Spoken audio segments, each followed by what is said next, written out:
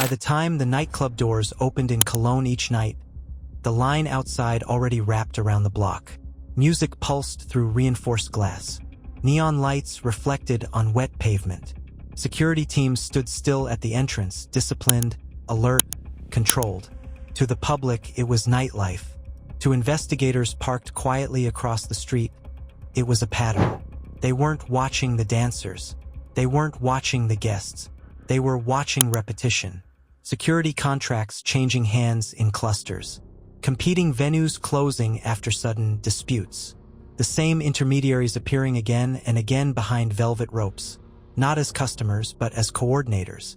When analysts mapped names to businesses, one surfaced repeatedly. Necati Arabaci. Not in advertisements, not in headlines, but present in contracts, in communications, in testimony. And in organized crime investigations, repetition is never coincidence. German authorities had seen this structure before. Organized influence rarely announces itself. It embeds. It begins with paperwork, not gunfire. With protection, not public threats. With agreements that look voluntary until examined closely. Investigators believed that parts of Cologne's nightclub security sector were consolidating under pressure. According to later court findings, prosecutors argued that coercion and extortion were being used to centralize control over certain venues. But belief isn't proof, and complex cases aren't rushed. Move too early, and the structure disappears. So they built it carefully. Surveillance teams tracked meetings and movement patterns. Financial investigators examined contracts and payment flows. Witnesses were interviewed cautiously, sometimes under protection. Wiretaps captured conversations that individually sounded ordinary. Together, they suggested hierarchy. Organized crime cases are not about one explosive event. They are about structure. Prosecutors needed to demonstrate coordination, intent, and leadership, that what appeared independent was functioning as a system. That takes time. By the early 2000s, the investigation was ready. Raids began before sunrise. Doors breached, offices searched, documents seized, phones confiscated. To the nightlife scene, it felt sudden. But for investigators, it had been years in motion. The invisible blueprint was now evidence. Arabaci was charged in connection with organized criminal activity related to coercion and extortion tied to nightclub security operations. In court, prosecutors argued this wasn't isolated misconduct. It was systematic control. The defense challenged interpretation and intent. But the court ruled. A conviction followed. Prison sentence. Public confirmation that the state had intervened. For many, that should have been the end. But influence rarely dissolves under pressure. It adapts. Visual, prison corridor, fluorescent lights humming, prison changes movement. It doesn't always end communication. Inside correctional facilities, reputations circulate. Stories travel. Connections form between men who understand hierarchy and structure. At the same time, outlaw motorcycle clubs were expanding across Europe. In Germany, chapters were strengthening. In Scandinavia, turf conflicts had drawn international attention. In the Netherlands, authorities intensified pressure on biker-affiliated networks. And further southeast, another country was becoming strategically important. Turkey. Outlaw motorcycle culture is structured. Patches signify rank. Chapters define territory. Authority is understood internally, rarely displayed publicly. One of the most internationally recognized organizations in that world is the Hells Angels. Its imagery is visible. Its internal hierarchy is not. Expansion requires relationships, logistics, and trusted figures capable of navigating both legitimate business fronts and underground economies. For some, prison isolates. For others, it consolidates. When Arabaci completed his sentence and was deported to Turkey, it appeared decisive. Removal, distance, separation from the system that convicted him. But deportation does not erase networks. It relocates them. Turkey occupies a strategic position, bridging Europe and Asia. Trade routes intersect. Influence overlaps. For biker organizations seeking growth beyond Central Europe, positioning their carried value. In later years, investigative reports repeatedly associated Arabaci's name with influence connected to Hell's Angels circles operating in Turkey. Not through public titles, not through press statements, but through law enforcement assessments. Inside decentralized organizations, influence is rarely documented. It is inferred through relationships and positioning. Proving it in court is far more complicated. Nightclub control is visible power. Brotherhood structures are different. In nightlife, dominance stands at the door, contracts, security presence, market control.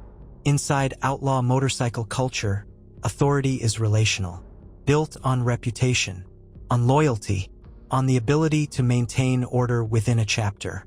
There are no public organizational charts, no official announcements, but internally hierarchy is clear, and reputation travels further than geography.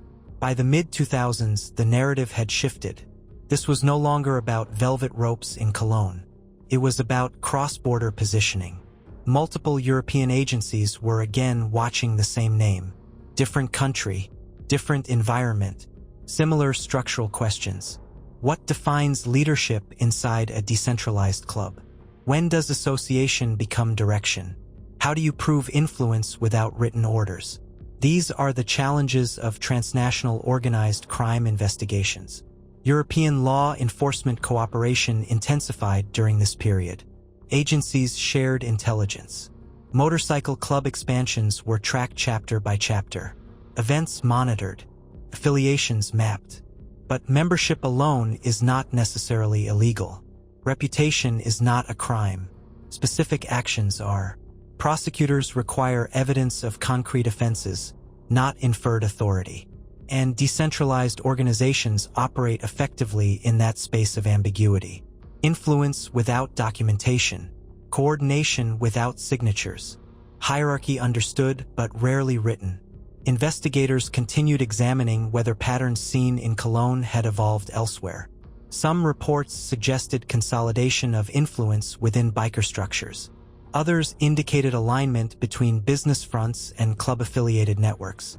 But intelligence briefings are not convictions. Evidence determines outcomes. Public narratives prefer clean endings. Rise, fall, but organized influence rarely follows that arc. Prison does not automatically dissolve networks. Sometimes it strengthens bonds. Deportation does not eliminate relationships. It shifts geography. By the late 2000s, biker expansion across Europe had become one of the continent's most scrutinized organized crime developments. Authorities in Germany conducted further operations targeting motorcycle club chapters. The Netherlands and Scandinavian countries debated restrictions and bans. Turkey's evolving position in transnational networks drew continued attention. Within this shifting landscape, Arabaci's name remained present in investigative contexts. Not always charged, not always public, but recurring. And recurrence matters, because organized crime is rarely about one moment. It is about sustained structure. What makes decentralized organizations resilient is adaptability. Leadership can be removed. Territory can be disrupted, but structure survives. Authority can shift. Communication recalibrates. Operations relocate. Proving centralized command inside such systems requires penetrating layers of insulation. Reluctant witnesses, loyal members, indirect communication, fragmented finances. This complexity defines the next chapter. The question is no longer whether control once existed in Cologne. That was decided in court. The question becomes whether influence, once established, can transform into something less visible but more expansive. From nightclub security contracts to international brotherhood positioning, from localized coercion allegations to cross-border strategic influence. For many observers, the conviction marked closure, prison sentence, a deportation, an ending, but organized structures rarely end. They reshape. They bend under pressure. They shift their center of gravity. Removing a figure from one territory does not dissolve the ecosystem. It changes its coordinates. As European agencies continued monitoring biker organizations and transnational networks, they were not just tracking crimes. They were tracking hierarchy, adaptation, resilience, because within organized environments, power does not require headlines. It requires recognition within the circle. And by the time authorities recognize the pattern again, the architecture is already standing. Prison didn't end the story. It reshaped it. In episode 3, we examine how confinement can become consolidation, and how biker expansion across Europe created a parallel power structure, one that operates without announcements, without visibility, and without needing public confirmation to exist.